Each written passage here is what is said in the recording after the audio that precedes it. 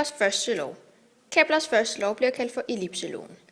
Keplers første lov siger, at et lukket kredsløb altid har en form som en ellipse. En ellipse er fladere end en cirkel.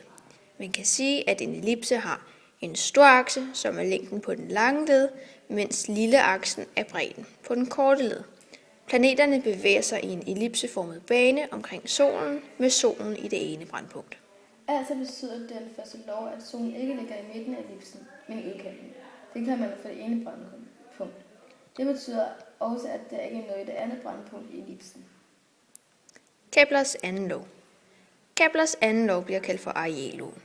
Kepler viste, at linjen, der går fra solen til en anden planet, dækker over lige store arealer i lige store tidsrum. Altså vil arealet altid være det samme, så længe at tidsrummet er det samme.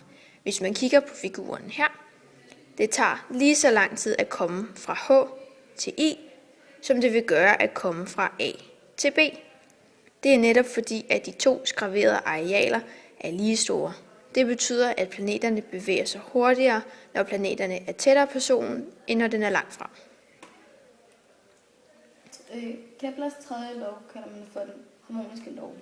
Keplers tredje lov siger, at forholdet mellem omløbstid og kubus på ellipsens halvstore akse er den samme for alle planeter, altså det vil sige konstant.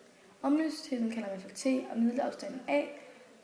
Keplers lov siger også, at der er et sammenhæng mellem planeternes omløbstid og afstanden til solen på 1,5.